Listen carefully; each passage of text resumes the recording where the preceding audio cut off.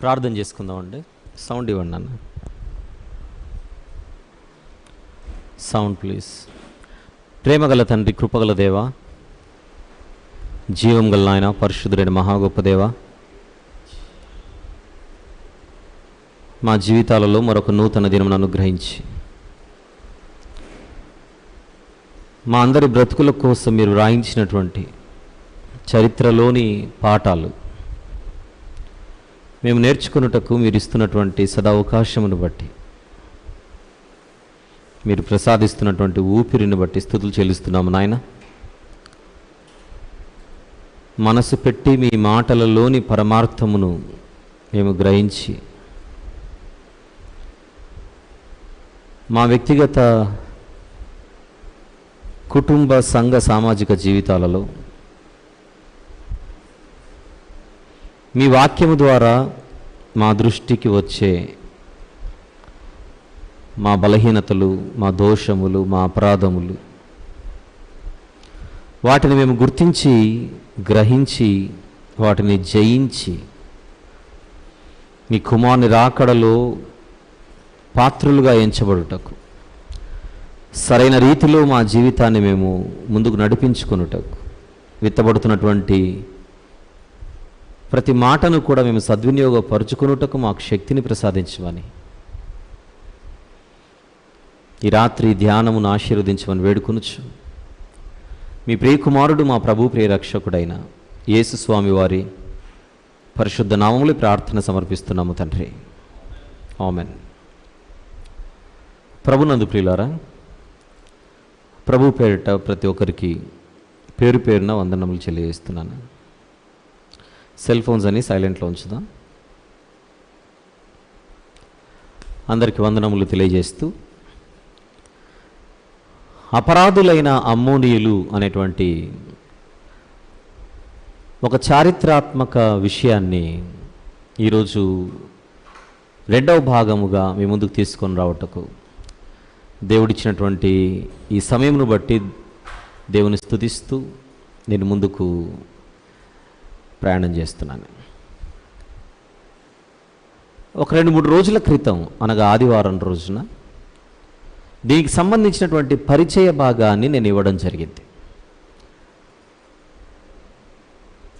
అసలు ఈ అంశమును ప్రజల ముందుకు తీసుకొని వచ్చుటకు గల కారణం ఏంటి అని పరిచయం చేస్తూ, దేవుని గురించి సమాజం కానీ, లోకం కానీ సరైన అవగాహన లేకనే ఈ ప్రపంచంలో ఉన్న మనుషులందరూ కూడా ఎక్కువ శాతం వారి కాలాన్ని ముగించి వెళ్ళిపోతున్నారు. అవసరాలకు, ఆపదలకు పనికొచ్చేవాడే దేవుడు అని అనుకుంటున్నారే కానీ, సర్వలోకాలను కలిగించిన సృష్టికర్త దేవుడు, కోటాను కోట్ల దేవదూతల చేత నిరంతరము కొనియాడబడుచున్న సర్వశక్తిమంతుడు దేవుడు, నిరంతరము మహారాజుగా, ఘనమైన రాజుగా, మహాఘనుడిగా వర్ణించబడుతున్నవాడు నేను మాట్లాడుచున్న దేవుడు. లెక్కలేనన్ని సుగుణాలు కలిగినటువంటి సర్వసంపన్నుడు దేవుడు. ఎన్నో హోదాలు, ఎన్నో టైటిల్స్ కలిగినటువంటి వాడు.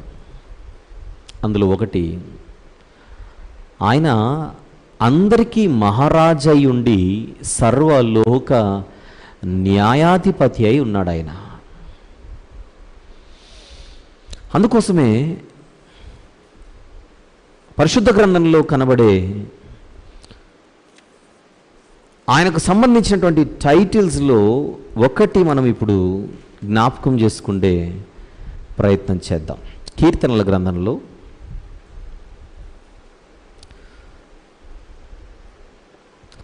94వ కీర్తనలోని 2వ వచనంలో ఉన్న మాటను దయచేసి గమనించగలరా? 94వ కీర్తనలోని 2వ వచనం. దేవుని గురించి మాట్లాడొచ్చు కీర్తనాకారుడు. నీవు భూలోక న్యాయాధిపతివి అని అంటున్నాడు. చూడండి, ఎవరు దేవుడు? భూలోక న్యాయాధిపతి. పైన పైన కీర్తనలో 93వ కీర్తనలో మొదటి వచనం చూడండి. అక్కడ యెహోవా రాజ్యము చేయుచున్నాడు. రాజ్యము చేయుచున్న దేవుడు భూలోక న్యాయాధిపతి. అలా చూడాలి కదా దేవుణ్ణి? అలా చూడాలా లేదా చెప్పండి? కానీ అలా చూడట్లేదు. నోరుంది కదా అని ఎలా పడితే అలా మాట్లాడడానికి మనిషి సాహసం చేస్తున్నాడు. యోబు గ్రంథంలోని 34వ అధ్యాయం తీద్దాం. ఎలీహు అనేటువంటి ఒక జ్ఞాని మాట్లాడుచున్నాడు. 34వ అధ్యాయము యోబు గ్రంథంలో 23వ వచనము ఒకసారి చూద్దాం. 23. ఒకడు న్యాయ విమర్శలోనికి రాకముందు బహుకాలము అతనిని విచారణ చేయుట దేవునికి అగత్యము లేదు. నెక్స్ట్, విచారణ లేకుండానే బలవంతులను ఆయన నిర్మూలము చేయుచున్నాడు, వారి స్థానమున ఇతరులను నియమించుచున్నాడు. తీసేయడం, నియమించడం ఏంటిదంతా? ఆయనకున్నటువంటి సార్వభౌమాధికారం. ఇక్కడ నుంచి మనిషి కేక వేసి దిగిరా అనంటే పరిగెత్తుకుంటూ వస్తాడనుకోవడం దేవుని గురించి, అలా మనిషి భావించడం మనిషి యొక్క మూర్ఖత్వం అవుతుంది, అవగాహన లోపం అవుతుంది. అందుకోసమే తరచుగా చరిత్రలో దేవుని తీర్పులు అనేటువంటి ఒక అంశాన్ని తీసుకొని వచ్చి, ఈ చరిత్రలో దేవుడు ఎవరెవరికి, వారి వ్యక్తులు కానీ, జనాంగాలు కానీ, జాతులు కానీ, ఆయన ఎలాంటి తీర్పులు తీర్చాడో చూద్దాము రండి అని ఆయన భయమును ప్రజలలో నింపుటకు ఒక చిన్న ప్రయత్నంగా చరిత్రలో దేవుని తీర్పులు అనేటువంటి ఒక అంశాన్ని మీ ముందుకు తీసుకొని రావడం జరుగుతోంది. అందులో భాగంగా ఇంతకు మునుపు మోయాబీల గురించి, అమోరీయుల గురించి, ఇంకా ఐగుప్తీయుల గురించి, ఇంకా వివిధ జనాంగాల గురించి మాట్లాడగా, అమ్మోనీయుల గురించి కూడా నేను కొన్ని సంవత్సరాల క్రితం మాట్లాడాను, కానీ అది రికార్డ్ అవ్వలేదు. అందుకే మరలా మాట్లాడాల్సి వస్తుంది. మెయిన్ టైటిల్ మీరు నోట్స్ రాసుకుంటూ ఉంటే చరిత్రలో దేవుని తీర్పులు అనుంచుకొని దానికి సబ్ టైటిల్గా అపరాధులైన అమ్మోనీయులు అని పెట్టుకొని రాసుకుంటే బాగుంటుంది. ఈ అమ్మోనీయులు అంటే ఎవరు? ఎవరి నుంచి వారు వచ్చారు? వారిని గూర్చి దేవుడిచ్చినటువంటి ఆజ్ఞలేంటి? దేవుడు సెలవిచ్చినటువంటి మాటలేంటి అని మొదటి భాగంలో ఇంట్రొడక్షన్గా కొన్ని విషయాలు మీకు ఇవ్వడం జరిగింది గత ఆదివారం రోజున. దాని కొనసాగింపు ఇప్పుడు. ఆ మొదటి భాగాన్ని ముగిస్తూ ఒక మాట చెప్పాను. నిజానికి దేవుడు అమ్మోనీయులపై తన చల్లని చూపునుంచాడు. లోతు సంతానమని వారి కోసం దేవుడు ఒక భూభాగాన్నే కేటాయించి ఉప్పు సముద్రానికి, యోర్ధాను నదికి తూర్పు వైపునటువంటి భూభాగాన్ని లోతు సంతానములో 2 జనాంగాలుగా కంటికి కనిపించే మోయాబీలు కానీ లేదా అమ్మోనీయులు కానీ ఇరువురు, వాళ్ళిరువురికి ఆయన ఒక భూభాగాన్ని కేటాయించాడు. ఒక పోర్షన్ ఏమో అమ్మోనీయులకు, మరొక పోర్షన్ ఏమో మోయాబీయులకని మొదటి భాగంలో పరిచయంలో మ్యాప్లో కూడా చూపించాను, మన బైబిల్ తెరచి దాని అంతటి నల్లనే మనసులో ఉంచుకొని. ఆ మొదటి భాగపు ముగింపులో దేవుడు, నేను మాట్లాడిన మొదటి భాగపు ముగింపులో ఇశ్రాయేలీలు కనాను ప్రయాణంలో ఉండగా అమ్మోనీయుల దేశానికి సమీపాన వాళ్ళు ప్రయాణం చేసే సమయంలో ఆ అమ్మోనీయుల గురించి దేవుడు ఇశ్రాయేలీలకు ఇచ్చినటువంటి ఆజ్ఞ ఏంటో నేను మీ ముందు ప్రస్తావించి ముగించాను. అదొకసారి జ్ఞాపకం చేసుకొని ఒకసారి చదువుకొని దాని కొనసాగింపులోనికి మనం ప్రయాణం చేద్దాం. ద్వితీయోపదేశకాండము తీద్దాం, 2వ అధ్యాయం.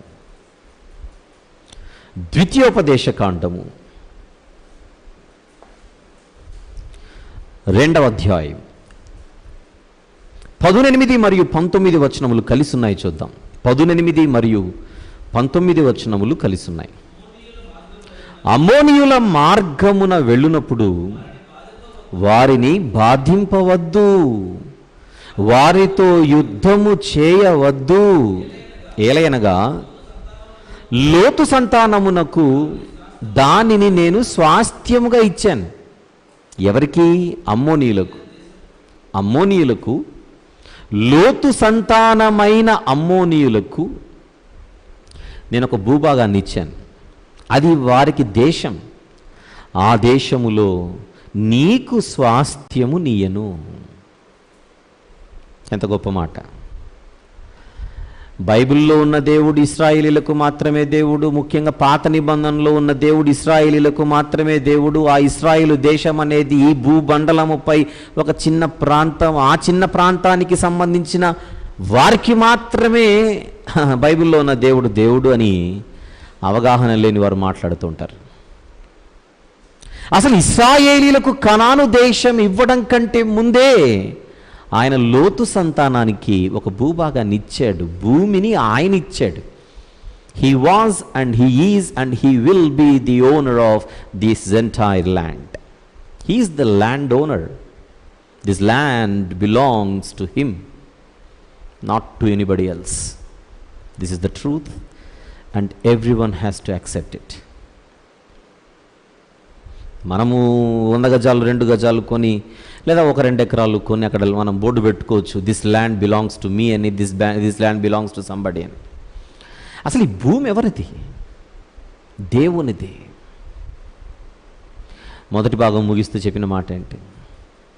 భూమిలో ఒక్కొక్క దేశానికి ఒక్కొక్క దేవుడు, ఒక్కొక్క ప్రాంతానికి ఒక్కొక్క ఓనరు, అట్లా ఉండడు. భూమిని మొత్తం కలిగించిన వాడే సృష్టికర్త. ఆ సృష్టికర్త మాత్రమే ఈ ల్యాండ్కి ఓనర్ అవుతాడు. ఏ భాగాన్ని ఎవరికి ఇవ్వాలో అది ఆయన డిసిషన్. నాకేమన్నాడు ద్వితీయోపదేశకాండంలో 2వ అధ్యాయంలో, నేను లోతు సంతానమునకు అది ఇచ్చి తిని స్వాస్థ్యముగా ఇచ్చాను, నేనిచ్చాను. అనేక సందర్భాలలో మనం లేవియాకాండంలోని ఒక మాట మనం చదువుకుంటూ ఉంటాం. అది కూడా గుర్తు చేసుకుందాం ఈ సందర్భంగా. 25వ అధ్యాయము లేవియాకాండము, 25వ అధ్యాయము లేవియాకాండము 23వ వచనము చూద్దాం ఒక్కసారి. 23. భూమిని శాశ్వత విక్రయము చేయకూడదు. నెక్స్ట్ మాట, ఆ భూమి నాదే అన్నాడు దేవుడు. నాదే. మరి ప్రజలెవరు? మీరు నా యొద్ద కాపురమున్న పరదేశులు. పరదేశుల్లాగుంటే బాగుంటుంది. గీత దాటి ఎక్కువ మాట్లాడితే దేవుని గురించి అది మనిషికి మంచిది కాదు. జ్ఞానము కలిగి బతకాలి, బుద్ధి కలిగి బతకాలి, ఆలోచన కలిగి బతకాలి. నేను పీల్చే గాలి ఎవరిస్తున్నారు, తాగే నీరు ఎవరిస్తున్నారు, తినే తిండి ఎవరు అనుగ్రహిస్తున్నారు, ఇవన్నీ ఆలోచించొద్దు. అందుచేత ఈ చరిత్ర మనకు అర్థం కావాలి, చరిత్ర తెలియాలన్న ఉద్దేశంతో ఒక్కొక్క జనాంగాన్ని తీసుకొని వచ్చి ఈ రీతిగా మాట్లాడుచుండగా, ఇప్పుడు అమ్మోనీయులపై దేవుని చల్లని చూపు ఎంతో గొప్పగా ఉన్నట్టుగా ద్వితీయోపదేశకాండంలో చూశాం. అలాంటి వారు ఎందుకు దేవుని తీర్పును ఎదుర్కోబోతున్నారు? వారు చేసిన తప్పులేంటి? మొదటి భాగంలో కొన్ని రెఫరెన్స్లు ఇచ్చాను. ఇర్మియా గ్రంథంలో అమ్మోనీయులను నేను శిక్షించబోచున్నానని దేవుడు చెప్పిన మాటలు. ఎందుకు అమ్మోనీయులను శిక్షించాలనుకుంటున్నాడు దేవుడు? అసలు ఇశ్రాయేలీయులను, అమ్మోనీయులను అసలు టచ్ చేయొద్దని చెప్పాడుగా. అలా వారిపై ఒక మంచి కనుదృష్టి, ఒక చల్లని చూపు నుంచిన దేవుడు ప్రారంభంలో, తర్వాత ఎందుకు వారికి విరోధయ్యాడు? అసలు అమ్మోనీయులను శిక్షిస్తానని దేవుడు ఎందుకు సెలవిచ్చాల్సి వచ్చింది? ఎందుకు నిర్ణయించుకోవాల్సి వచ్చింది? ఇవన్నీ చూస్తే ఒక్కసారి అమ్మోనీయుల చరిత్రను ఒకసారి మనం చదివేస్తే ఎంత బాగుంటుంది అన్న భావన మనకు కలగాలి. నిష్పక్షపాత ధోరణితో, ఒక న్యూట్రల్ స్టేట్ ఆఫ్ మైండ్తో మనం చదవగలిగితే బైబిల్ ఒక అద్భుతమైనటువంటి గ్రంథంగా కనబడుతుంది. అలా కాకుండా స్వార్థ ప్రయోజనాల కోసం ఏదో బురద చల్లాలనేటువంటి ఆలోచనతోనే బైబిల్ చదివితే అది ఖచ్చితంగా అపార్థము చేసుకునబడి అది స్వకీయ నాశనమునకు దారితీస్తుంది. ఆ తప్పు మనం ఎప్పుడు చేయకూడదు. భయముతో, భక్తితో, వినయ విధేయతలతో మన వాక్యంలోనికి ప్రవేశిద్దాం. ఇక నెమ్మదిగా ఈ రెండో భాగంలో దేవుని చల్లని చూపును పొందుకున్న అమ్మోనీయులు ఎందుకు ఆయనకు విరోధులయ్యారు అని మనము ప్రశ్న వేసి లోపలికి వెళితే, చరిత్రలో అమ్మోనీయులు ముఖ్యంగా దేవుని ఎడల లేదా దేవుని ఎదుట 7 ప్రధాన దోషములకు పాల్పడినట్టుగా, 7 అపరాధములు చేసినట్టుగా మనకు బయటపడుతుంది. కొద్ది రోజుల క్రితం మీరు యూట్యూబ్లో మన లైవ్ కార్యక్రమంలోనే మోయాబీల గురించి కూడా ఒక మాట విన్నారు. చరిత్రలో దేవుని తీర్పులు అనేటువంటి ఒక టైటిల్తో మాయలో మోయాబీయులు అనేటువంటి ఒక సబ్ టైటిల్ ఇచ్చి మీ ముందుకు తీసుకొని రావడం జరిగింది. మోయాబీయులు కూడా చరిత్రలో 7 రకాల అపరాధాలు చేసి దేవుని ఎదుట వారు బలైపోయారు. ఈరోజు అమ్మోనీయుల గురించి మాట్లాడుకుంటున్నాం. వీళ్ళు కూడా 7 రకాల అపరాధములకు పాల్పడ్డారు. నోట్స్ రాసుకుంటుంటే అమ్మోనీయులు దేవునికి విరోధులు అవ్వడానికి, అమ్మోనీయులు దేవునికి శత్రువులు అవ్వడానికి, అమ్మోనీయులు దేవుని ఉగ్రతను కొని తెచ్చుకోవడానికి వారి చరిత్రలో వారు చేసినవి 7 తప్పులన్నమాట. అవి ఒక్కొక్కటి నేను వివరిస్తుండగా మనం వివేకము కలిగి, ఒకవేళ అలాంటి లక్షణాలు, అలాంటి క్రియలు నా జీవితంలో ఏమైనా కనబడుతున్నాయేమో అని మనలను మనం పరిశీలించుకుంటూ, ఒకవేళ ఏవైనా కనబడుతున్నాయి అని అనిపిస్తే, మన మనస్సాక్షి చెబితే, వెంటనే దాని విషయమై మనం కళ్ళు తెరుచుకొని ఆ బలహీనతలను సరిదిద్దుకొని దీపం ఉన్నప్పుడే ఇల్లు చక్కబెట్టుకుంటే మనకు మంచిది, మన ఆత్మకు మంచిది, మన భవిష్యత్తుకు మంచిది. ఇప్పుడు మొదటి అపరాధమును విందాం, జాగ్రత్తగా రాసుకుందాం. రాసుకునే వాళ్ళు కూడా మొదటి అపరాధము అని ముందుగా రాసుకోవాలి. చూద్దాం బైబిల్ తెరిచి ద్వితీయోపదేశకాండంలోనే వెళ్దామా? ద్వితీయోపదేశకాండములోనే 23వ అధ్యాయం తీద్దాం. ద్వితీయోపదేశకాండము 23వ అధ్యాయం. 2వ అధ్యాయంలో ఏం చదువుకున్నాం అది మనసులో పెట్టుకొని ఇక్కడికి వద్దాం. అమ్మోనీయులు లోతు సంతానము, వారికి నేను ఒక భూమిని ఇచ్చాను, వారి స్వాస్థ్యంలో ఎవరికి పాలు లేదు అని చాలా స్ట్రిక్ట్గా ఇశ్రాయేలీలకు కూడా చెప్పిన దేవుడు, అదే ఇశ్రాయేలీలకు ఇప్పుడు ద్వితీయోపదేశకాండం 23వ అధ్యాయంలో దయచేసి 3 మరియు 4 వచనములు రాసుకొని చదివే ప్రయత్నం చేద్దాం. Verse number 3 please. చూడండి. అమ్మోనీయుడే గాని, మోయాబీయుడే గాని యెహోవా సమాజములో చేరకూడదు,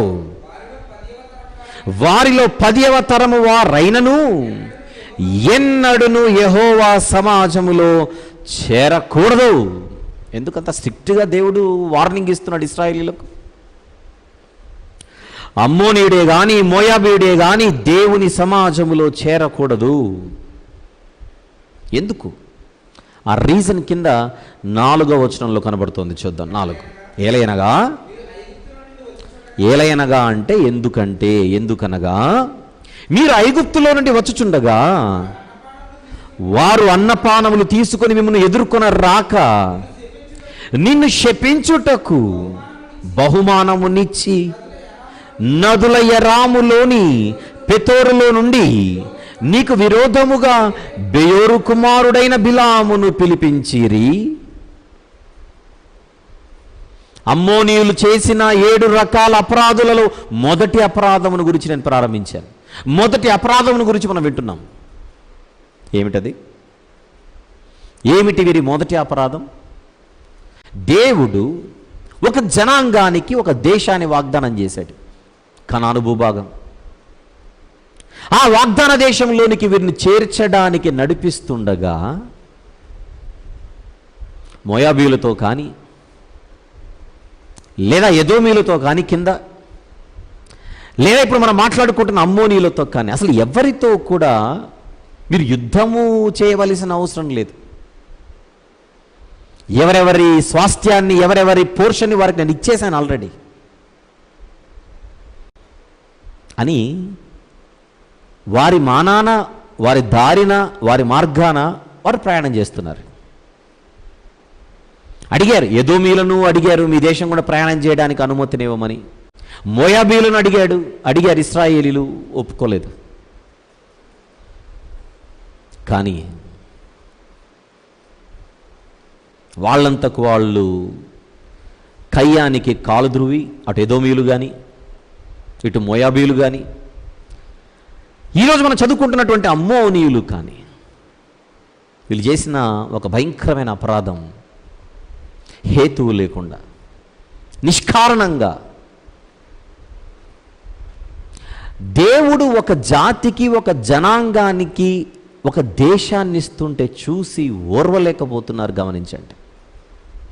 ఒకరు బాగుపడుతుంటే బాగుపడుతున్నటువంటి వారి నాశనాన్ని కోరుకుంటున్న అమ్మోనీల తత్వాన్ని మీరు చూడాలి జాగ్రత్తగా. నిన్ను శపించుటకు బహుమానమునిచ్చి బిలామును పిలిపించారు. అసలు నీకు వాళ్ళకున్నటువంటి ఏ పాత కక్షలు ఉన్నాయని శపించాలనుకుంటున్నారు ఈరోజు అమ్మోనీయులు? ఎప్పుడైనా అమ్మోనీయులతో ఇశ్రాయేలీలకు విరోధం ఉందా? అంతకుముందు ఎప్పుడైనా ఇశ్రాయేలీలకు అమ్మోనీయులకు గొడవలు జరిగాయా? కక్షలున్నాయా? లేదా ఇంకేమైనా యుద్ధాలు ఏమైనా వారి మధ్య జరిగాయా? అసలు ఏది లేదే. ఐగుప్తులో 100 సంవత్సరాల పాటు దాసత్వం అనుభవించి దేవుని కృప వలన వారు అక్కడి నుంచి విడుదల పొంది ఈరోజు ఒక వాగ్దాన దేశంలోనికి వెళ్ళి వారేదో బాగుపడాలి, వారికేవో మంచి రోజులు రావాలని వారు ఆశతో ప్రయాణం చేస్తుంటే వీళ్ళు చేసిన అపరాధం ఎదుటివాడు బాగుపడుతుంటే చూసి తట్టుకోలేక వారు నాశనమైపోవాలని కోరుకోవడం. అది పిక్చర్.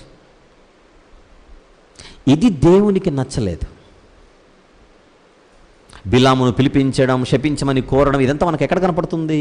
ఫర్ యువర్ రెఫరెన్స్, సంఖ్యాకాండములోని 22వ అధ్యాయము, 23వ అధ్యాయము, 24వ అధ్యాయము, ఈ 3 అధ్యాయాలు తర్వాత మీరు చదువుకోవాల్సిందిగా మనం చేస్తున్నాం. సంఖ్యాకాండంలో 22, 23, 24 అధ్యాయాలు. కానీ ఒక మాట, సంఖ్యాకాండంలోని 22, 23, 24 అధ్యాయాలు చదివితే అక్కడ మీరు మోయాబీలను మాత్రమే చూస్తారు. ప్రత్యక్షంగా స్క్రీన్పై, ప్రత్యక్షంగా తెర మీద కనబడేది ముఖ్యంగా మోయాబీలు మాత్రమే. కానీ వారి వెనకల తోకల్లాగా అమ్మోనీయులు కూడా ఉన్నారని ఇక్కడ మనకు క్లియర్ అయిపోతుంది. ఇదే తప్పు మోయాబీలు చేశారు, అదే తప్పు అమ్మోనీయులు చేస్తున్నారు. అందుకే వీరు దేవుని తీర్పులోనికి తీసుకొని రాబడుతున్నారు. ఒకరి నాశనాన్ని కోరుకోవడం ఎటువంటి పరిస్థితిలో దేవుడు నచ్చేది కానే కాదు. ఇది ఎదుటోడు పతనమైతే చూడాలని, ఎదుటోడు పడిపోతే చూడాలని ఈ కోరుకునే మనస్తత్వం దేవునికి అస్సలు నచ్చదు. దానివల్ల ఆయన తీసుకున్న డెసిషన్ ఏంటి? భవిష్యత్తులో మీ మధ్యలో ఈ జాతి వాళ్ళు ఎవరు నాకు కనపడకూడదని చెప్పాడు. అంత సీరియస్ అయిపోతున్నాడా? ఎందుకు? అది చాలా భయంకరమైన వైరస్ గనుక. హృదయములో పుట్టే వైరస్ అది. హృదయాన్ని పాడు చేసే వైరస్ అది. ఎదుటోడి పతనాన్ని కోరుకొని, ఎదుటోడి నాశనాన్ని కోరుకునేటువంటి ఆ యొక్క భయంకరమైనటువంటి దురాలోచన ఏదైతే ఉన్నదో అది కరోనా కంటే భయంకరమైన వైరస్. దీన్ని గ్రహింపగల వాడెవడు? కేవలం ఇక్కడ మాత్రమే కాదు, వాళ్ళ హిస్టరీ అంతా మనం చదివితే బైబిల్లో వ్రాయబడినటువంటి చరిత్ర, వాళ్ళు ఎప్పుడు కూడా ప్రత్యేకించి ఇశ్రాయేలీల మీద ఎడతెగని అమితమైన పగ పెట్టుకొని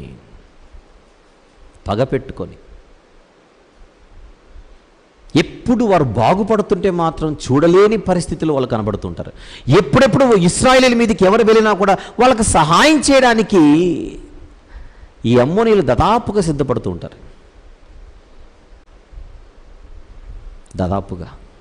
అవన్నీ చూద్దాం ఈ రాత్రి. కానీ ఇక్కడ మనం మాట చూస్తున్నాం, ద్వితీయోపదేశకాండం 23:3 అమ్మోనీయుడే కానీ మోయాబీయుడే కానీ దేవుని సమాజంలో చేరకూడదు. దేవుని సమాజంలో చేరకూడదంటే అసలు వాళ్ళతో మీరు ఎటువంటి బాంధవ్యాలు మీరు పెట్టుకోకూడదు. అయితే ఇది మోషే గారి కాలం. మోషే గారి కాలం అంటే క్రీస్తు పూర్వం సుమారు 1500 నుంచి 1400 సంవత్సరాల మధ్యలో. కానీ ఇది జరిగిన సుమారు 1000 సంవత్సరాల తర్వాత, రౌండ్ ఫిగర్ 1000 అంటున్నాను, సుమారు 1000 సంవత్సరాల తర్వాత ఇది జరిగిన ఈ ధర్మశాస్త్రంలో ఈ మాట వ్రాయబడిన సుమారు 1000 సంవత్సరాల తర్వాత నెహెమ్యా గారి కాలం వస్తుంది.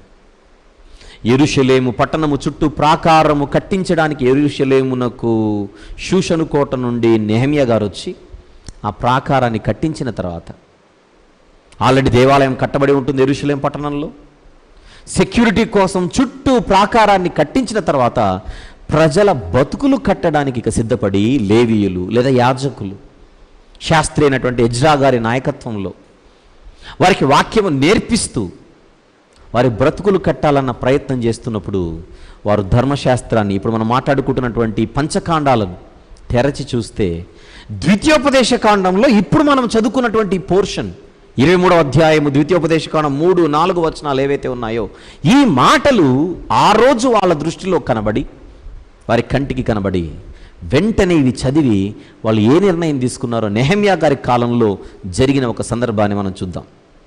13వ అధ్యాయము నెహెమ్యా గ్రంథం తీసి అన్ని వచనాలు జాగ్రత్తగా వ్రాసుకోవాలి. నెహెమ్యా గ్రంథము, కొంచెం సౌండ్ ఇవ్వండి అన్న నాకు. నెహెమ్యా గ్రంథము 13వ అధ్యాయం మొదటి నుండి జాగ్రత్తగా చూద్దాం. మొదటి వచనం నుండి. ఆదినమందు వారు మోషే గ్రంథము జనులకు చదివి వినిపించగా అందులో అమ్మోనీలు కానీ మోయాబీలు కానీ దేవుని యొక్క సమాజమును ఎన్నటికీ చేరకూడదు, వారు అన్నపానములు తీసుకొని ఇశ్రాయేలీయులకు ఎదురు పడక వారిని శపించమని బిలామును ప్రోత్సాహపరచిరి. ఎక్కడ చదువుకున్నాం ఇదంతా? ఇప్పుడే మనం ద్వితీయోపదేశకాండం 23వ అధ్యాయం 3-4 వచనాలలో చదువుకున్నాం. అది నెహెమ్యా గారి కాలంలో యాజకుల వలన లేదా లేవీయుల చేత చదవబడినటువంటి మోషే గ్రంథంలోని పోర్షన్ ప్రజల మధ్యకు రాగా వాళ్ళు ఒక నిర్ణయం తీసుకొని వాక్యానికి తలదించి వాళ్ళు ఏం చేశారో 3వ వచనంలో చూద్దాం. కాగా జనులు ధర్మశాస్త్రమును వినినప్పుడు మిశ్ర జన సమూహమును ఇశ్రాయేలీయులలో నుండి వెలివేసిరి. విన్నారు, ఆ కాంటెక్స్ట్లో విన్నారు ఇశ్రాయేలీయులు, యూదులు. దేవుని సమాజంలో ఎవరైతే కనబడకూడదో వారిని వెలివేశారు. అందరూ బాగానే ఉంది. విచిత్రం ఏంటంటే అది జరిగిన కొద్ది కాలానికే మరలా ఆ అమ్మోనీలతో వివాహ బంధాలు వారు పెట్టుకున్నట్టుగా బైబిల్ చెబుతోంది. అదే 13వ అధ్యాయంలో 23వ వచనం జాగ్రత్తగా చూద్దాం, చదవండి. 23వ వచనం చూస్తున్నారా? ఆ దినములలో అష్డోదు, అమ్మోను, చూస్తున్నారా పదం? అమ్మోను అండ్ మోయాబు సంబంధులైన స్త్రీలను వివాహము చేసుకుని కొందరు యూదులు నాకు కనబడిరి. ఏదైతే దేవుడు చేయొద్దని చెబుతున్నాడో అదే తప్పు ఇశ్రాయేలు చేస్తున్నారు. అందరిని వెలివేశారు, బాగానే ఉంది, కానీ మరలా పెళ్లి చేసుకోవడం, అమ్మోనీలతో బంధాలు పెంచుకోవడం. ఎజ్రా గ్రంథం 9వ అధ్యాయంలో కూడా ఇది కనపడుతుంది. ఎజ్రా గ్రంథం 9వ అధ్యాయంలో కూడా ఇది కనపడుతుంది. ఈ సంగతులు మొదటి వచనం నుంచి, ఈ సంగతులు సమాప్తమైన తర్వాత పెద్దలు నా యుద్ధకు వచ్చి ఇశ్రాయేలీయులను, యాజకులను, లేవీయులను ఏం చేశారు? వీళ్ళందరూ ఇశ్రాయేలీయులు అంటే కామన్ పీపుల్, యాజకులు అండ్ లేవీయులు వీళ్ళందరూ ఏం చేశారట? కనానీయులు, హిత్తీయులు, పెరిజ్జీయులు, యెబూసీయులు, నెక్స్ట్ మాట చదవండి, అమ్మోనీయులు, తర్వాత మోయాబీలు, అమ్మోనీయులు, మోయాబీలు, ఐగుప్తీయులు, అమోరీలను దేశపు జనములలో నుండి తమ్మును తాము వేరుపరచుకొనక వారు చేయి అసహ్యమైన కార్యములు తామే చేయుచు వారి కుమార్తెలను పెండ్లి చేసుకొనుచు తమ కుమారులకును తీసుకొనుచు పరిశుద్ధ సంతతిగా ఉండవలసిన తాము ఆ దేశపు జనులతో కలుసుకొనిన వారైరి. అంటే ఇది ఇశ్రాయేలీయుల గురించి, యూదుల గురించి. వీళ్ళు దేవుని మాటను అతిక్రమించారని చెప్పడం కోసం మాత్రమే. కానీ ఇప్పుడు నా పాయింట్ అంతా కూడా మీరు కూడా అదే మైండ్లో ఉండాలి. అసలు అమ్మోనీయులు చేసిన తప్పేంటి? ఇది కేవలం ఒక రెఫరెన్స్కి మాత్రమే ఇచ్చాను. ద్వితీయోపదేశకాండం 23వ అధ్యాయం 3-4 వచనములు మరలా మరొక చోట కనబడుతున్నాయని చెప్పడం కోసం మాత్రమే నెహెమ్యా అండ్ ఎజ్రా గ్రంథాలలోని 1-2 పోర్షన్స్ మీకు చూపించే ప్రయత్నం చేశాను. కానీ మన మొదటి అపరాధం ఏంటి అమ్మోనీయులది అన్న క్వశ్చన్కి ఆన్సరే, వారు ఒకరు బాగుంటే చూడలేకపోతున్నారు. ఇది ప్రధానంగా ఈ మొదటి అపరాధంగా అదే పాయింట్ని మీరు మైండ్లో పెట్టుకొని క్యారీ చేయాలి. ఒకరు బాగుపడుతుంటే చూడలేని పరిస్థితి అమ్మోనీయుల పరిస్థితి. అలా హిస్టరీలో ఎక్కడ ఏ అవకాశం దొరికినా కూడా ఇశ్రాయేలుల పతనాన్ని చూడడానికి కళ్ళు పెద్దవి చేసుకొని మళ్ళీ బయలుదేరారు వీళ్ళు అమ్మోనీయులు. కొన్ని ఇన్సిడెంట్స్ మీ దృష్టికి తీసుకొని వచ్చే ప్రయత్నం చేస్తాను.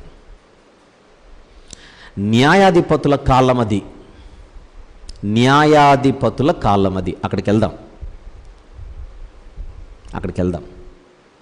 అక్కడికి వెళ్ళే ముందుగా ఇంకొక చిన్న మాట ఇక్కడ చెప్పి, అంటే ఎజ్రా నెహెమ్యా గ్రంథాలలో నేను చూపించిన ఈ సందర్భం ఏదైతే ఉందో దీనికి రిలేటెడ్గా ఇంకొకటి కూడా ఇక్కడ నేను అలా కోట్ చేసి నేను న్యాయాధిపతుల గ్రంథంలోనికి ప్రవేశించే ప్రయత్నం చేస్తాను. రాజైన సొలొమోను గారు ధర్మశాస్త్రంలో ఏం వ్రాయబడింది? వీళ్ళతో అసలు బంధాలే పెట్టుకోవద్దని చెప్పాడు కదా. అమ్మోనీయులతో ఎటువంటి బంధాలు, వారు సమాజంలో చేరకూడదు, అసలు ఇశ్రాయేలీల సమాజంలో వారు కనబడకూడదు అని స్ట్రిక్ట్గా చెప్పాడు. కానీ సొలొమోను అంతటి జ్ఞాని, ఆయన తన జీవితంలో బలహీనుడై అనేక మందిని ఆయన వివాహం చేసుకున్నాడు. ఆ వివాహం చేసుకున్న వారిలో అమ్మోను స్త్రీలు కూడా ఉండగా వాళ్ళు ఏం చేశారో సొలొమోను గారిని ఒకసారి చూసే ప్రయత్నం చేద్దాం. రాజుల మొదటి గ్రంథం తీద్దామా? రాజుల మొదటి గ్రంథం 11వ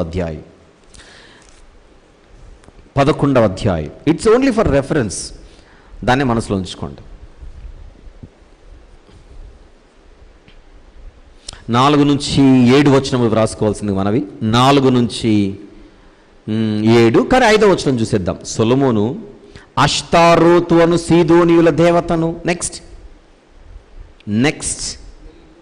మిల్కోము అను అమ్మోనీయుల హేయమైన దేవతను అనుసరించి నడిచెను. అంటే భార్యలు, ఆయన చేసుకున్నటువంటి భార్యలు ఆయన మనసును తిప్పారని పైన 4వ వచనంలో మీరు చూడవచ్చు. అందులో అమ్మోను స్త్రీ కూడా ఉన్నట్టుగా లేదా స్త్రీలు ఉన్నట్టుగా మనం అర్థం చేసుకోవాలి. 7వ వచనం, సొలొమోను కెమోషును మోయాబీయుల హేయమైన దేవతకును మొలెకు అను అమ్మోనీయుల హేయమైన దేవతకును యెరూషలేము ఎదుటనున్న కొండ మీద బలిపీఠములు కట్టించెను. అంటే అమ్మోనీయులకు దేవత ఉందని, ఆ దేవత పేరు మొలెకు అని, మొలెకు అనేటువంటి దేవతకు ఉన్నటువంటి మరొక పేరే మిల్కోము. సమాచారం కోసం ఇస్తున్నా. అమ్మోనీయులు తర్వాత కాలంలో ఒక దేవతను సృష్టించుకున్నారు.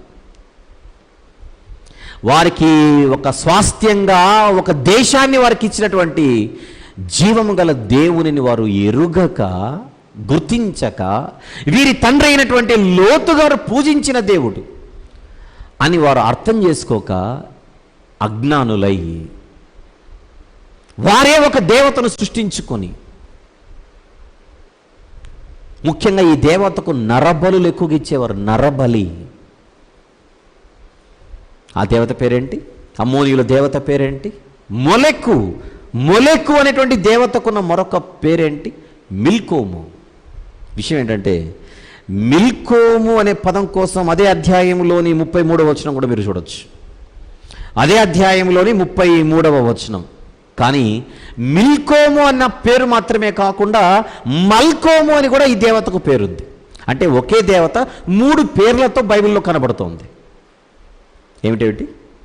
మొలెకు, మిల్కోము, మల్కు. మొలెకు కోసం వచనం చూశారు సొలొమోను గారి సందర్భంలో. మిల్కోము కూడా ఇక్కడ కనపడుతుంది ఆ పేరు. మల్కోము అనే పదం కోసం ఇర్మియా గ్రంథంలో జస్ట్ రెఫరెన్స్ రాసుకోండి, ఒకసారి చూడగలిగితే చూడండి. ఇర్మియా గ్రంథం 49వ అధ్యాయం.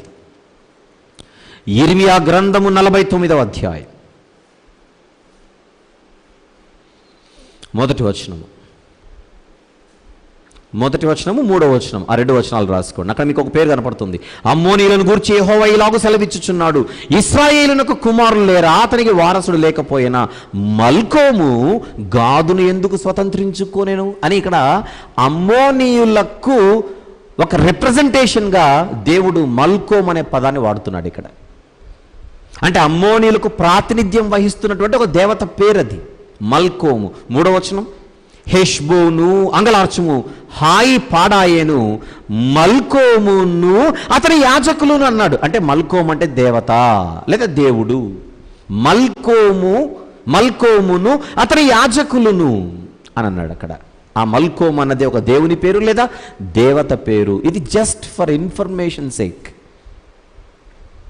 మనము ప్రయాణంలో చేసేటప్పుడు చాలా తగులుతాయి కదా, మన మెయిన్ రూట్లో వెళ్ళేటప్పుడు మిగిలినవి ఏవైతే మనకు అవసరమో అలా టచ్ చేసి ఒక సమాచారం కోసం మరలా మనకు ఫ్యూచర్లో క్వశ్చన్స్ రైజ్ అవ్వకుండా అలా ప్రస్తావించి వెళ్ళిపోతున్నాం. కానీ అందరూ కూడా ప్రధానంగా నేను మొదటి అపరాధమును గురించి మాట్లాడుతున్నానని మాత్రం మిస్ అవ్వకూడదు. ఈ పాయింట్ ఏమిటిది? ఇశ్రాయేలు జనాంగం అన్న దేవుడు ఏర్పరచుకున్న ప్రజలు ఎవరైతే ఉన్నారో వాళ్ళు బాగుపడుతుంటే అస్సలు చూడకుండా, అస్సలు చూడలేని పరిస్థితిలో వారు ఉంటూ పైపెచ్చు వారు పతనమైతే చూడాలని ఆశతో ఎదురు చూస్తున్న అమ్మోనీయుల స్వభావం ఈ రాత్రి దేవుడు మన ముందుకు తీసుకొని వస్తున్నాడు. ఇక న్యాయాధిపతుల కాలం. ఇశ్రాయేలీలు దేవుని ఎడల దేవుని దృష్టిలో దోషులైనప్పుడు ఒకసారి వారిని దేవుడు మోయాబీయులకు అప్పగిస్తాడు. దేవుడే అప్పగిస్తాడు మోయాబీయులకు. అప్పుడు మోయాబీయులకు రాజు ఎగ్లోను అన్న పేరు గల ఆయన. ఎగ్లోను అన్న పేరు మీద ఒక రాజు ఉండేవాడు, మోయాబీల రాజు. ఆ మోయాబీయులకు దేవుడు అప్పగిస్తే వెంటనే ఆ మోయాబీయులకు ఇశ్రాయేలీలను నాశనం చేయడానికి, అణిచివేయడానికి లేదా అణగద్రొక్కడానికి, సహాయము చేయడానికి పరిగెత్తుకుంటూ అమ్మోనీయులు వచ్చారు.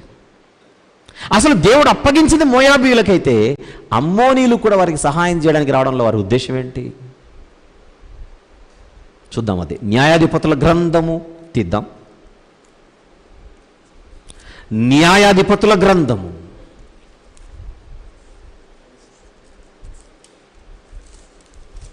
3వ అధ్యాయం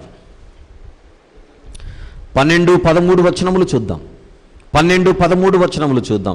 ఇశ్రాయేలీలు మరలా యెహోవా దృష్టికి దోషులైరి గనుక, వారు యెహోవా దృష్టికి దోషులైనందున యెహోవా ఇశ్రాయేలీలతో యుద్ధము చేయుటకు మోయాబు రాజైన ఎగ్లోనును బలపరిచెను. ఆయన బలపరిచింది ఎగ్లోనును మాత్రమే, అప్పగించింది ఇశ్రాయేలీలు, అప్పగించబోచున్నది మోయాబీలకు మాత్రమే.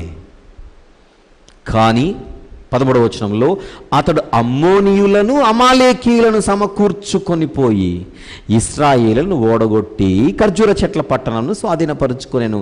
అసలు దేవుడు అనుమతినిచ్చింది, అవకాశం ఇచ్చింది మోయాబీయులకైతే సహాయం చేయడానికి ఎవరెవరు వచ్చేస్తున్నారు ఇక్కడ? అమ్మోనీయులు. అమాలేకీయుల గురించి మళ్ళీ మాట్లాడుకుందాం ఫ్యూచర్లో. ప్రజెంట్ మనం అమ్మోనీయుల గురించి మాట్లాడుతున్నాం కనుక. అంటే ఒకరు పతనమైతే చూడాలన్న కోరికే కాదు, అవసరమైతే సహాయం చేయడానికి కూడా పరుగులు ఎత్తుతున్నారు. చూడండి, ఇది దేవునికి నచ్చదు. ఇది దేవునికి నచ్చదు. అందుకే దేవుడు వారికి విరోధైపోయాడు. దేవుడు వారికి విరోధైపోయాడు. అక్కడ మోషే గారి కాలం, ద్వితీయోపదేశ కాండం 23లో, లేదా సంఖ్యాకాండం 22, 23, 24 అధ్యాయాలు. ఇక్కడ న్యాయాధిపతుల కాలం. కాలాలు మారుతున్న వీళ్ళ తత్వంలో మార్పు రావట్లేదు. చూడండి, మన పూర్వీకులు కొన్ని తప్పులు చేసే ఉంటారు. ఎలాగెలాగో మనకు కొన్ని విషయాలు తెలుస్తాయి. మన ముత్తాతలు చేసిన తప్పులు మన తాతలు చెబుతారు, మన తాతలు చేసిన తప్పులు మన తండ్రులు చెబుతారు, మన తండ్రులు చేసిన తప్పులు మన కళ్ళెదురిగి మనం చూసే ఉంటాం. జ్ఞానం గల వారు ఏం చేయాలి? అరే, ఆ తప్పులు మనం చేయకూడదురా అనుకోవాలి. అంతే కదా. ఆ తప్పులు మనం చేయకూడదురా అనుకోవాలి. మా ముత్తాత చేసిన తప్పు మా తాత చేశాడు, మా తాత చేసిన తప్పు మా అయ్య చేశాడు, వీళ్ళందరూ చేసిన తప్పులు నేనెందుకు చేయాలి? నో, దానికి నేను దూరంగా ఉండాలి. అనుకున్నోడు జ్ఞానం అవుతాడు, అనుకున్నవాడు బుద్ధిమంతుడు అవుతాడు. వీళ్ళలో మాత్రం మార్పు రావట్లా. ఓ మాట చెప్పంటారా? అంటే తెలిసింది ముందుగా నేను చెప్పేస్తే మైండ్లో ఒక పిక్చర్ మనకు వచ్చేస్తుందనే ఉద్దేశం. ఇందాక నేను నెహెమ్యా గారి కాలం గురించి నేను మాట్లాడాను. నెహెమ్యా గారు ఒక పెద్ద ఉద్యోగి, ఆయన చక్రవర్తి దగ్గర ఉద్యోగం ఆయనకు. అలాంటి ఆయన ప్రజలకు మంచి చేయడానికి, అది యెరూషలేము చుట్టూ ఒక ప్రాకారం కట్టిస్తే పట్టణం సెక్యూర్గా ఉంటుంది. ఆ పట్టణంలో అంతకు మునుపు కట్టబడినటువంటి దేవాలయం ఏదైతే ఉన్నదో అందులో దేవుని ఆరాధనా కార్యక్రమాలు జరుగుతాయి అన్న ఒక మంచి సదుద్దేశంతో కోటను విడిచిపెట్టి చక్రవర్తి దగ్గర స్థానాన్ని తాత్కాలికంగా దాన్ని దూరం చేసుకొని వచ్చి ఆయన చక్కగా కొంతమందిని పోగు చేసుకొని ఆయన స్వజాతి వారికి మేలు చేయడానికి ఏం చేశాడు? ఆయన ప్రాకారము కట్టిస్తున్నాడు. ఆ ప్రాకారం కట్టించేటప్పుడు యెరూషలేములో ఉన్న వారికి మంచి జరగబోతోంది అన్న వార్త చుట్టుపక్కల ఉన్న వాళ్ళకు తెలిసిపోయింది. ఆ చుట్టుపక్కలున్న మిగిలిన జాతుల వాళ్ళకి తెలిసినప్పుడు వెంటనే ఎలాగైనా సరే ఇది జరగకుండా ఆపేయాలి, ఎలాగైనా సరే ఇది జరగకుండా ఆపేయాలి అని పెద్ద పెద్ద స్కెచ్లు వేసి, పథకాలు రూపొందించి, పన్నాగాలు రూపొందించి ఎలాగైనా సరే యెరూషలేము ప్రాకారము కట్టబడకూడదని ముఖ్య పాత్ర పోషించినటువంటి కొందరు వ్యక్తులు ముందు వరుసలో కనపడతారు. అందులో ఒక అతని పేరు సన్బల్లటు అయితే అతని పక్కనే ఒకడు ఉంటాడు. ఈ మనిషి పేరు టోబియా. నెహెమ్యా గ్రంథంలో ఈ పేర్లు మనకు తరచుగా కనపడుతుంటాయి, సన్బల్లటు, టోబియా అనే పేరు. ఈ టోబియా అన్నవాడు ఏ జాతి వాడో చూద్దాం ఒకసారి. నెహెమ్యా గ్రంథం, అతని పరిస్థితి, అతని మైండ్ లేదా మెంటాలిటీ ఎలా ఉందో ఒకసారి చూద్దాం. నెహెమ్యా గ్రంథము 2వ అధ్యాయము తీద్దాం. ముందుగా నెహెమ్యా గ్రంథము 2వ అధ్యాయం 10వ వచనం చూస్తే మీకు మ్యాటర్ అర్థమైపోతుంది, తత్వం ఏంటో. 10వ వచనం, హోరోనీయుడైన సన్బల్లటును, నెక్స్ట్ అమ్మోనీయుడైన టోబియాను దాసుడును. ఏం జరిగింది? ఇశ్రాయేలీలకు క్షేమము కలుగజేయు ఒకడు వచ్చేనని విని బహుగా దుఃఖపడిరి అనే మాట ఉంది చూడండి.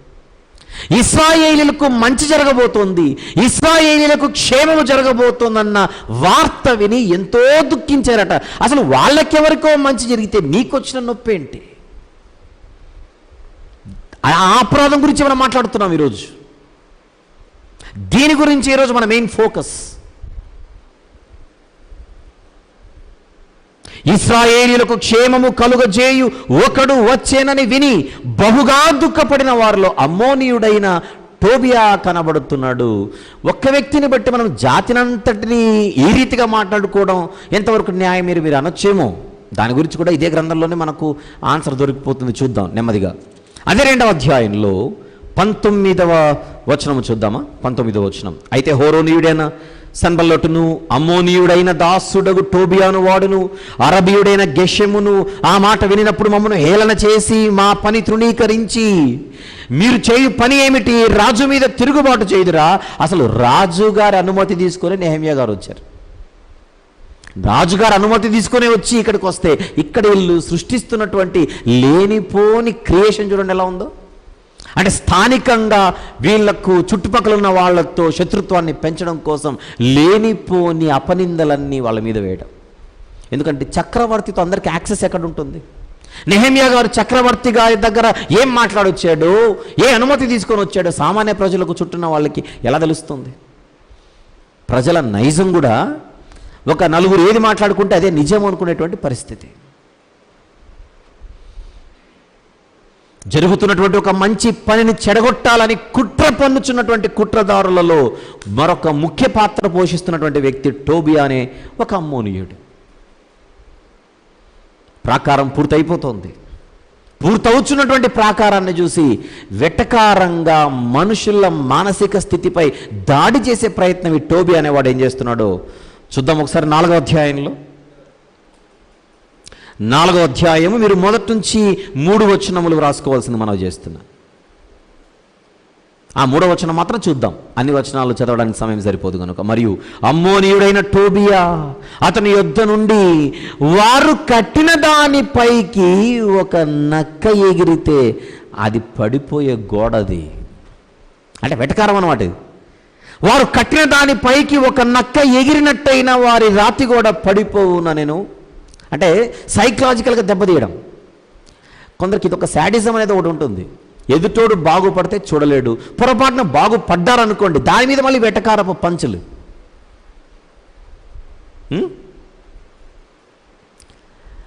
అక్కసును వెళ్ళగక్కడం అంటారే అదే ఇది. అదొక తృప్తి, ఆ తృప్తితో బతికేయడం అంతే. ప్రాకారము ఆ గోడలు పూర్తవ్వడం అన్నది ఒక రకంగా వీళ్ళ ఓటమికి కారణం. అది వాళ్ళు ఓడిపోయారు. వారి కుట్రలని భగ్నమై ఆ సన్బలట్టు కానీ టోబియా కానీ ఆ గెషెము కానీ మన ఇంతకుముందు కనపడ్డాడు 19వ వచనంలో 2వ అధ్యాయంలో. అరబీయుడైన గెషెం వీళ్ళందరూ పన్నటువంటి కుట్రలని భగ్నమైపోతుంటే భగ్నమైపోయాయి, ఎక్కడో తప్పు జరిగింది, మేము ఇలా తొందరపడి ఉండకూడదు అని ఆలోచించకుండా మళ్ళీ దానిపైన మళ్ళీ అనవసరమైనటువంటి సెటైరికల్ పంచెస్. సరే, ఒక వ్యక్తి గురించి ఇంతసేపు ఎందుకు, ఇప్పుడు జాతి గురించి మళ్ళీ మనం మాట్లాడుకుంటే అమ్మోనీల గురించి అదే 4వ అధ్యాయం 7వ వచనంలో ఏం జరుగుతుందో చూద్దాం. 7-8 వచనములు దయచేసి. అదే నెహెమ్యా గ్రంథం 4వ అధ్యాయంలోనే 7-8 వచనములు. సన్బల్లటును టోబియాయును అరబీయులను, టోబియా ఒక్క వ్యక్తి మాత్రమే కాదు, అమ్మోనీయులు అందరూ కూడా ఇప్పుడు ఏకమైపోతున్నారు. అమ్మోనీయులను అష్డోదీయులను యెరూషలేము యొక్క గోడలు కట్టబడేననియు బీటలన్నీయు కప్పబడేననియు వినినప్పుడు నెక్స్ట్ మాట, మిగుల కోపపడి. వీళ్ళకెందుకు కోపం? మీ ఊరు చుట్టూ గోడలు ఏమైనా కట్టుకున్నారా? మీ ఊరు దగ్గరకు వచ్చి మీ ఊరిని ఏమైనా నాశనం చేశారా? అసలు వాళ్ళ ఊరది, యూదుల పట్టణం అది, యూదులకు దేవుడిచ్చిన ప్రాంతం అది. ఆ ప్రాంతాన్ని వాళ్ళు ఏదో జాగ్రత్త పరచుకోవడం కోసం గోడలు కట్టుకుంటుంటే కోపపడినటువంటి వారిలో, దానిని జీర్ణించుకోలేని పరిస్థితులు ఉన్నటువంటి వారిలో ఎవరు కనపడుతున్నారు ఇక్కడ మనకు? అమ్మోనీయులు. మిగుల కోపపడి యెరూషలేము మీదికి యుద్ధమునకు వచ్చి పని ఆటంకపరచవలెనని వారందరూ కట్టి మమ్మును కలతపరిచారు.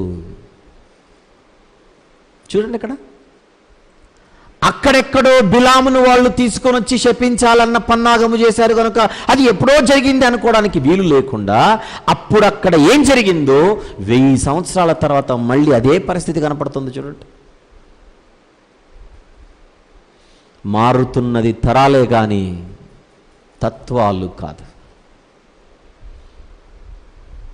ఒకరికి మంచి జరుగుతుంటే ఎలా దాన్ని కూల్చేయాలి, ఎలా అది జరగకుండా ఆపాలి.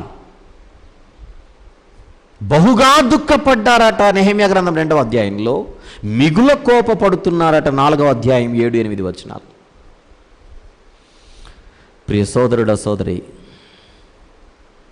మన చేతిలో బైబిల్ ఉన్నా, మనం దేవుని పిల్లలమని మనం అనుకుంటున్నా, మనకు తెలియకుండానే ఇలాంటి భయంకరమైనటువంటి స్వభావం మన జీవితంలో ఉందేమో ఒకసారి పరిశీలించుకుందాం. అసలు ఈ యొక్క అంశము ప్రజల దగ్గరికి అందరి ఎదుటికి తీసుకొని రావడానికి ముఖ్య కారణమే అమ్మోనీల చరిత్ర మనం మాట్లాడుకొని పరీక్షలు రాసి పాస్ ఉద్యోగాలు తెచ్చుకోవడానికి కాదు. That is not the purpose. ఈ తత్వము ఒకవేళ మనలో ఏమైనా ఉందా? మన కళ్ళెదురుగా ఎవరైనా బాగుపడుతుంటే చూసి తట్టుకోలేని ఒక భయంకరమైనటువంటి నీచమైన పరిస్థితి. అది పావు కిలో ఉన్నా, అరకిలో ఉన్నా, కిలో ఉన్నా, ఉంది అంటే ఉన్నట్టే. ఒక భయంకరమైన వైరస్ ఇది. అందుకే దేవుని దృష్టిలో అమ్మోనీయులు ఏమైపోతున్నారు అన్ని తరాలలో? అపరాధులైన అమ్మోనీయులు. సరే, త్వరగా అర్థం కావడం కోసం నెహెమ్యా గ్రంథం తెరిపించాను. కానీ దీనికంటే ముందు ఇంకొకటి జరిగింది, అది కూడా ఇక్కడ చెప్పాలి.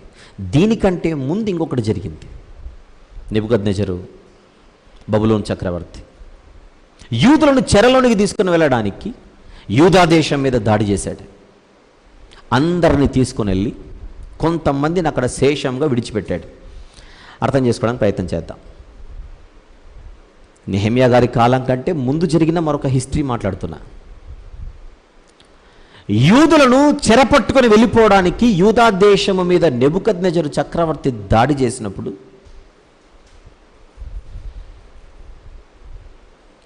కంప్లీట్గా క్లీన్ స్వీప్ చేయకుండా కొందరిని శేషముగా అక్కడ ఉంచాడు. ఉంచి తనకు సంబంధించిన ఒక వ్యక్తిని అక్కడ అధిపతిగా ఉంచాడు. అతని పేరు గెదల్యా. ఏమిటి? గెదల్యా. అయితే యూదులు ఇంతకుముందు పలు సందర్భాల్లో నేను చెప్పిన ఈ సంగతిని మరలి ఇక్కడ చెప్పే ప్రయత్నం చేస్తాను. నెబుకద్నెజరు సైన్యం యూదుల మీద దాడి చేసినప్పుడు ఖచ్చితంగా పారిపోయిన వాళ్ళు ఉండరు. కొంతమంది అందరూ దొరికిపోతారా? కొందరైనా పారిపోయి ఉంటారా? ఖచ్చితంగా పారిపోయి ఉంటారు. ఆ పారిపోయిన వారిలో కొందరు మోయాబు దేశంలోనికి, మరి కొందరు అమ్మోను దేశంలోనికి అలా వెళ్ళి తలదాచుకున్నారు. ఎదోము దేశంలోనికి అలా ప్రాణాలు అరచేతిలో పెట్టుకొని ఎక్కడ మనకు గూడు దొరికితే అక్కడికి వెళ్ళి తలదాచుకోవడం అనేది జనరల్గా అక్కడికి వెళ్ళి తలదాచుకోవడం. ఒక రకంగా చెబితే అమ్మోనీయులు పాపం ఈ యొక్క కాంటెక్స్ట్లో మాత్రం యూదులకు హెల్ప్ చేశారు తలదాచుకోవడానికి చోటిచ్చి.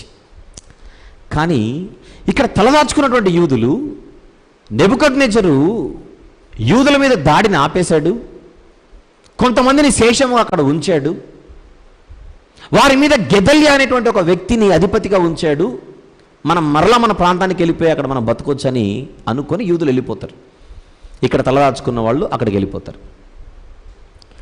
కానీ నెబుకద్నెజరు చక్రవర్తి యెరూషలేమును యూదయ ప్రాంతమును కంప్లీట్గా నాశనం చేస్తుంటే ఆనందించిన అమ్మోనీయులు ఇప్పుడు మరలా యెరూషలేముకు ఒక అధిపతి వచ్చాడు, ఒక అధిపతి నాయకత్వంలో మళ్ళీ ప్రజలు వారి జీవితాలు కట్టుకుంటున్నారు, నెమ్మదిగా పరిస్థితులు మళ్ళీ నెమ్మదిగా చక్కబడుతున్నాయి అన్న వార్త అమ్మోనీయులకు వస్తుంది. అప్పుడు అమ్మోనీయులకు ఒక రాజు ఉండేవాడు, బయలీసు అతని పేరు. అతని వార్త విని ఈ యెరూషలేము యూదయ ప్రాంతములో ఉన్నటువంటి యూదులకు ఈ అధిపతి గెదల్యా అనేటువంటి వ్యక్తి ఉన్నాడని ఈ ప్రజలందరూ కూడా పర్వాలేదు, నెబుకద్నెజర్తో డైరెక్ట్గా యాక్సెస్ ఉన్నటువంటి వ్యక్తి, చక్రవర్తి చేత నేరుగా అపాయింట్ చేయబడినటువంటి వ్యక్తి, if we go there we are safe అని యూదులు వెళ్ళడాన్ని బట్టి ఈ అమ్మోను రాజు కుట్ర పన్ని లేదా ఒక స్కెచ్ చేసి ఇష్మాయేలు అనేటువంటి వ్యక్తికి ఈ పని అప్పగిస్తాడు. ఏ పని? నువ్వు వెళ్ళి ఆ గెదల్యా అనేటువంటి అధిపతిని చంపేయాలి. ఆ గెదల్యా అనేటువంటి వ్యక్తి లేకపోతే మళ్ళీ చెదిరిపోతారు. ఆ ప్రజల చెదిరిపోవడమే నేను చూడాలి, ఆ ప్రాంతం అలా నాశనం అవడమే నేను చూడాలని ఈ అమ్మోను రాజు ఇష్మాయేలు అనేటువంటి ఒక వ్యక్తికి ప్రాజెక్ట్ అప్పగిస్తాడు. ఆ వ్యక్తి ఒక 10 మందిని పట్టుకొని బయలుదేరతాడు. ఎవరిని? యూదులకు అధిపతిగా నియమింపబడి ఇప్పుడు యూదులను చక్కగా చూసుకుంటున్నటువంటి గెదల్యా అనేటువంటి వ్యక్తిని చంపడానికి. ఒకే ఒక కారణం, ఆ గెదల్యా అనే వ్యక్తికి అమ్మోనీలకు అసలు ఏమాత్రము కక్షలు లేవు, గొడవలు లేవు. ఒకే ఒక కారణం, ఆ వ్యక్తి యూదులకు నాయకుడయ్యాడంతే. ఆ వ్యక్తి యూదుల జీవితాలను బాగుపరచడానికి నియమింపబడినటువంటి ఒక వ్యక్తి. అలాంటి వ్యక్తి బతికుండకూడదు. చూసారు ఎట్లుంది పరిస్థితి? అది చంపేయాలి. ఈ కుట్ర, ఈ పన్నాగం అక్కడున్నటువంటి కొంతమందికి, అంటే గెదల్యాకు దగ్గరకు ఉన్నటువంటి కొంతమందికి తెలిసి వాళ్ళు పాపం ఆ విషయాన్ని తీసుకొని వచ్చి గెదల్యాకు తీసుకొని వచ్చి ఇష్మాయేల్ అనేటువంటి వ్యక్తి అమ్మోను రాజు చేత పంపబడుతున్నాడు, నీ దగ్గర ఏదో మాట్లాడడానికి వస్తున్నట్టుగా, దయచేసి ఆ వ్యక్తిని నీ వరకు తీసుకొని, నీ వరకు అనుమతినివ్వకు రావడానికి, నీ చంపడానికి వస్తున్నారు అని అంటే ఈ గెదల్యా వాళ్ళు చెప్పినటువంటి మంచి విషయాన్ని వినక నమ్మక ఆ వ్యక్తిని పిలిపించుకుంటాడు. వాళ్ళు ఏం చేస్తారు? వచ్చి ఆ గెదల్యాతోనే కలిసి భోంచేసి అన్నం తిని చంపేస్తారు. అతనితో పాటు భోంచేసి తిన్న తర్వాత చంపేసి వెళ్ళిపోతారు. అంటే ఎంత భయంకరమైనటువంటి పరిస్థితి అమ్మోనీయులది దయచేసి ఇక్కడ మనం నోట్ చేసుకోవాలి. ఇదంతా మనకి ఎక్కడ కనపడుతుంది? ఇర్మియా గ్రంథం 40వ అధ్యాయము చూద్దాం కొన్ని వచనాలు. ఇర్మియా గ్రంథము 40వ అధ్యాయం తీద్దాం. అందులో మీరు 7వ వచనం నుండి చివరి వచనమైన 16వ వచనం వరకు రాసుకోండి. అవసరమైనవి మాత్రమే చూద్దాం. ఇర్మియా గ్రంథం 40వ అధ్యాయము 7 నుండి 16 వచనములు. అయితే 13 నుంచి చూద్దాం. 13 నుంచి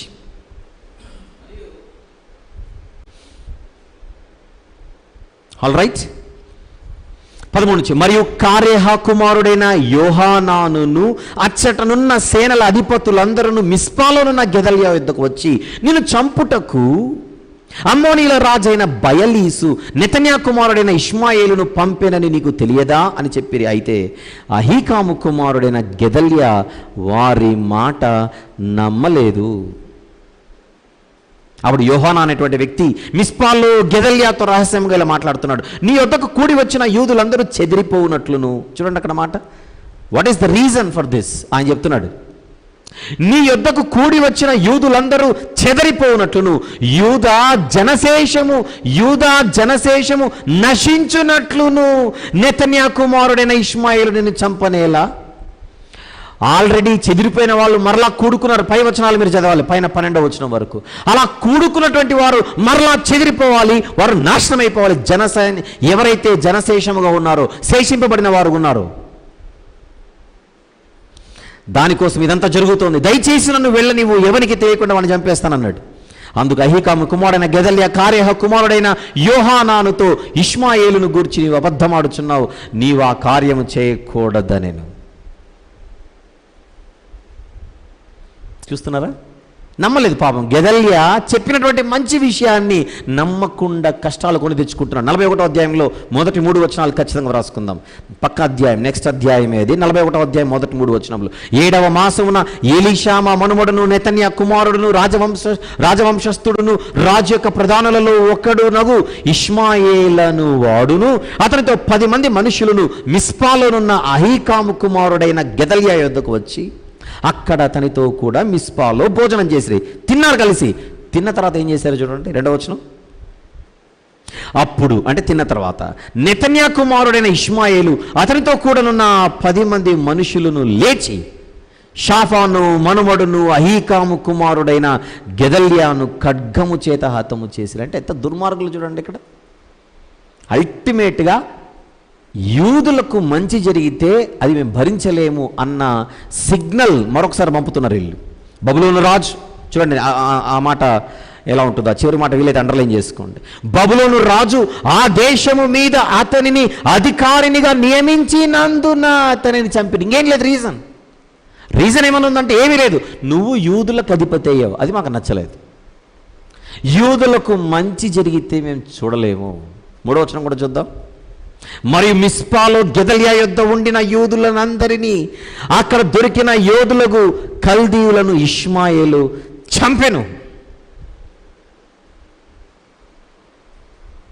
అసలు బబులోను రాజు చేతికి యూదులను దేవుడు అప్పగించాడు. ఇందులో అమ్మోనీయులకు అసలు సంబంధమే లేదు. కానీ నెబుకద్నెజరు దాడి చేస్తే సరే హ్యాపీ అని అనుకున్న వీళ్ళు మళ్ళీ యూదులకు మంచి రోజులు వస్తున్నట్టుగా ఎక్కడో మినుకుమంటూ చిన్నగా ఒక ఏదో సూచన కనబడుతుంటే దానిని కూడా సమాధి చేయడానికి ఎంత స్కెచ్ వేశారో చూడండి. ఎందుకు గెదల్యాని చంపారు? బబులోను రాజు ఆ దేశము మీద అతని అధికారినిగా నియమించినందున అతనిని చంపిరి. అంతే. There is no other reason. వేరే ఏ కారణము లేదు. ఇదా అమ్మోనీయుల తత్వం? ఎందుకు వీళ్ళు దేవునికి విరోధులయ్యారు? దానికి ఒకే ఒక కారణం. ముందుగా ఒక కారణం, మొత్తం 7 అపరాధాలు అని చెప్పాను. ఆ 7 అపరాధములలో ఒక అపరాధము ఎదుటివారు బాగుపడుతుంటే చూసి తట్టుకోలేని పరిస్థితి.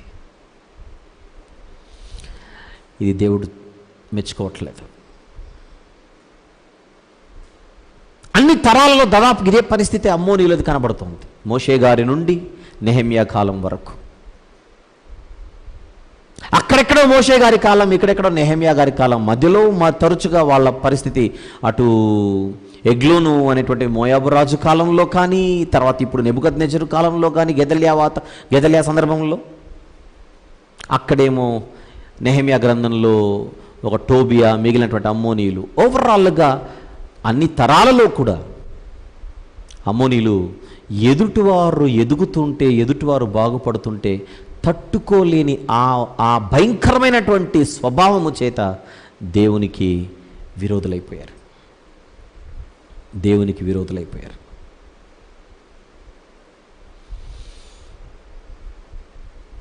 ఈ తత్వం వారిని మాత్రమే కాదు, అది చరిత్రలో ఏ కాలములోనైనా ఏ తరములోనైనా ఎవరికున్నా కూడా వారిని దేవునికి విరోధులుగా చేసేస్తుంది. ఇది అపవాది ప్రవేశపెట్టే గుణం. ఇది సాతాను జొప్పించే ఒక భయంకరమైనటువంటి స్వభావం, ఇది లక్షణం. ఇది వాళ్ళు ఎవరైనా సరే అలాంటి లక్షణముతో గుణముతో ఉంటే దేవుడు ఏమాత్రం మెచ్చుకునే పరిస్థితి ఉండదు. అది ఈ కాలములోనైనా మనకైనా. ఒక్క భూమిని దేవుడు అందరికీ ఇచ్చాడు. చక్కగా బతకమని చెప్పాడు, సంతోషంగా ఉండమని చెప్పాడు, ఐక్యంగా ఉండమని చెప్పాడు. కానీ ఒకడు ఎదుగుతుంటే తట్టుకోలేక మనిషి దేవుని దృష్టిలో ఒక రకంగా నీచుడిగా తయారైపోతున్నాడు. ఆ జాబితాలో ఖచ్చితంగా మన పేర్లు ఉండకూడదు. అలాంటి తత్వం ఉన్నటువంటి వారిలో ఎటువంటి పరిస్థితుల్లో మన పేర్లు మాత్రం కనబడకూడదు. 7 అపరాధములలో ఈరోజు మనం మాట్లాడుకున్నది ఒక అపరాధం. మధ్యలో అవసరం మేరకు కొంత సమాచారం ఇచ్చాను. అది సొలొమోను గారి గురించి కానీ, లేదా నెహెమ్యా కాలంలో వీళ్ళు అమ్మోనీయులతో బంధాలు ఏర్పరచుకున్నారని కానీ. ఈవెన్ మనకు రెహబాం అనేటువంటి వ్యక్తి బైబిల్లో కనపడతాడు కదా. సొలొమోను గారి కుమారుడు రెహబాము యూదులకు రాజు అయ్యాడు. ఆ రెహబాము తల్లి అమ్మోనీయురాలు. సొలొమోను గారు చేసుకున్న భార్యలలో ఒక ఆవిడ పేరు నయమా. ఆవిడ అమ్మోనీయురాలు. ఆవిడకి పుట్టిన కొడుకే రెహబాం. ఎంత మూర్ఖంగా ప్రవర్తించి రెహబాము నాశనం అయిపోయాడు మనకు తెలుసు. రాజుల మొదటి గ్రంథం 14:21 మీరు జస్ట్ రెహబాము తల్లి అమ్మోనీయురాలు దానికోసం రాసుకుంటే సరిపోతుంది. రాజుల మొదటి గ్రంథం 14వ అధ్యాయము 21వ వచనము, అలాగే 31వ వచనం కూడా. రాజుల మొదటి గ్రంథం 14వ అధ్యాయము 21వ వచనము మరియు 31వ వచనం. ఆ 2 వచనాలలో మీకు రెహబాం అనే ఆ వ్యక్తి యొక్క తల్లి నయమా సొలొమోను భార్య అమ్మోనీయురాలుగా కనబడుతుంది. ఓవరాల్గా ఇవన్నీ మనము ఇన్ఫర్మేషన్ వరకు మాత్రమే తీసుకొని అసలు పాయింట్ మాత్రం మిస్ అవ్వకుండా మనం రిజిస్టర్ చేసుకోవాలి. అమ్మోనీయులు చేసిన అపరాధములలో ఇది ముందు వరుసలో ఉందా? ఎస్. సులువుగా చిక్కులు పెట్టే పాపాలలో ఇది చాలా భయంకరమైనటువంటి పాపంగా మనము పరిగణించక తప్పదు. చరిత్రలో దేవుని తీర్పులు, న్యాయవంతుడైన దేవుడు, నీతిమంతుడైన దేవుడు, ధర్మానికి కేర్ ఆఫ్ అడ్రస్ అయినటువంటి దేవుడు,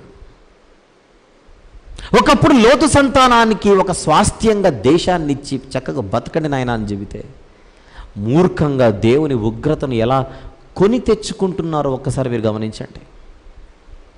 వారిని మాత్రమే కాదు, దేవుడు అందరికీ ఉపకారి అని బైబిల్లో ఉంటుంది. అందరికీ ఉపకారం చేసేవాడు. ఆ ఉపకారి యొక్క ప్రేమ, ఆ ఉపకారి యొక్క చల్లని చూపు మనం అనుభవిస్తూ కృతజ్ఞులుగా బతకాలి తప్ప చేతులారా ఆయనకు ఉగ్రత రేపి ఆయన యొక్క భయంకరమైనటువంటి మహోగ్రతను మన మీదికి తెచ్చుకునే సాహసం ఏ కోణంలో కూడా మనం చేయడం ఎప్పుడు మంచిది కాదు. అలాంటి హెచ్చరికలతో కూడుకున్నటువంటి చరిత్ర ఈరోజు ఈ గ్రంథంలో దేవుడు రాయించి మన కోసం సిద్ధపరిచి మన వరకు తీసుకొని వచ్చాడు. జ్ఞానవంతులముగా, బుద్ధిమంతులుగా దీనిని చదివి నేర్చుకొని మన బలహీనతలను గుర్తిరిగి వాటిని జయించే ప్రయత్నం చేస్తే ధన్యులమవుతాం.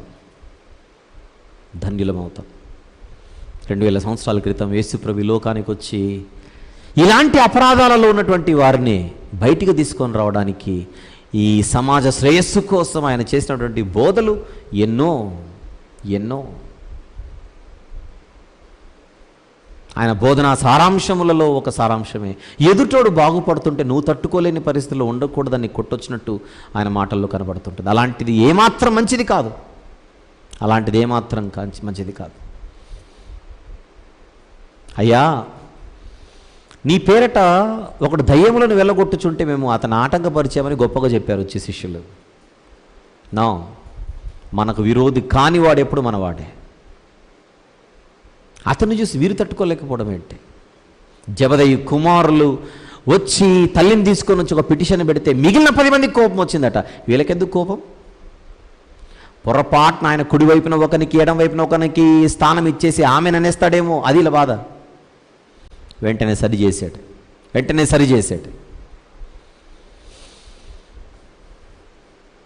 అలా మనం లోపలికి వెళ్ళి చూస్తే దాన్ని తీవ్రంగా ఖండించి ఎదుటివారి శ్రేయస్సును మాత్రమే కోరుకోమని చెప్పిన బోధలు మనకు బైబిల్లో కనబడతాయి.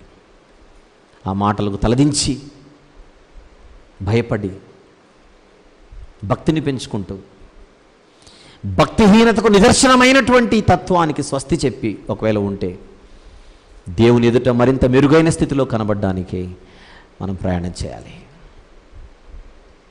అపరాధులైన అమ్మోనీయులు అనేటువంటి ఈ పాఠంలో చరిత్రలో దేవుని తీర్పులు అనేటువంటి మెయిన్ టైటిల్ కింద అపరాధులైన అమ్మోనీయులు అనేటువంటి సబ్ టైటిల్తో వివరించబడుతున్నటువంటి ఈ యొక్క అంశంలో ఇది 2వ భాగం. దీని కొనసాగింపు రేపు రాత్రి అమ్మోనీయులు చేసినటువంటి మిగిలినటువంటి అపరాధాలు ఏంటో రేపు మరికొన్ని మాట్లాడుకోవడానికి సమయాన్ని తీసుకుందాం. దేవుడు ఆ రీతిగా మనల్ని నడిపించి మనల్ని ఇంకనూ గొప్పగా బలపరచాలని ఆశపడుతూ ఈ రాత్రి ఈ సందేశాన్ని ఇక్కడితో ముగిస్తున్నాను. నేను ప్రార్థన చేసే ముందుగా ఎందుకు తలలు దించి ప్రతి ఒక్కరు కూడా 1 నిమిషం పాటు కుదిరితే మోకరిల్లి ఎందుకు మనం ప్రార్థనలో గడపకూడదు? ఒకవేళ ఈ తత్వము, ఈ మాటలు విత్తబడి ఉండగా నాలో కూడా ఇలాంటిది కనీసం కొద్దిపాటి లక్షణం ఉంది, దీన్ని నేను జయించాలి అని ఒకవేళ పరిశుద్ధాత్ముడు మనల్ని హెచ్చరిస్తుంటే ఆ హెచ్చరింపుకు మనము తలదించి సాతాను మాయలో నుండి మనం బయటికి రావడానికి దేవుని సహాయాన్ని తీసుకుందాం. ఎవరు మౌనంగా ఉండకుండా take just a minute's time please to seek his help that we may overcome this weakness in our lives. Just a minute's time.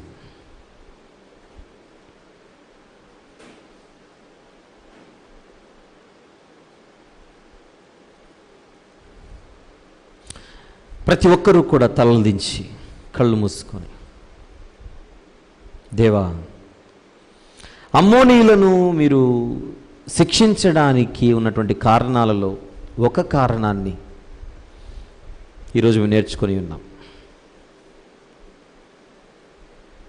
ఎదుటివారి పతనాన్ని కోరుకునేటువంటి తత్వం, ఎదుటివారి నాశనాన్ని కోరుకునేటువంటి తత్వం నాలో మాలో ఎవరిలో ఉండకుండా, ప్రత్యేకించి వ్యక్తిగతంగా నాలో ఉండకుండా నాకు సహాయం చేయమని ప్రతి ఒక్కరు కూడా ఒక్క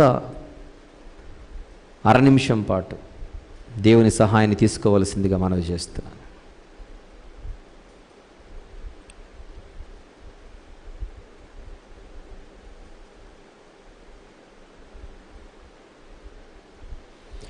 నాతో పాటు కూడా ప్రార్థనలు ఏకీభవించండి దయచేసి ప్రియులారా. ప్రేమగల తండ్రి, కృపగల దేవ, జీవం గల ఆయన, పరిశుద్ధుడైన మహా గొప్ప దేవ, ఎలా బ్రతకాలి భూమి మీద, ఎలా బ్రతకకూడదని మాకు నేర్పించుటకు బ్రతుకు పుస్తకముగా మీ గ్రంథాన్ని మాకు ఇచ్చారు.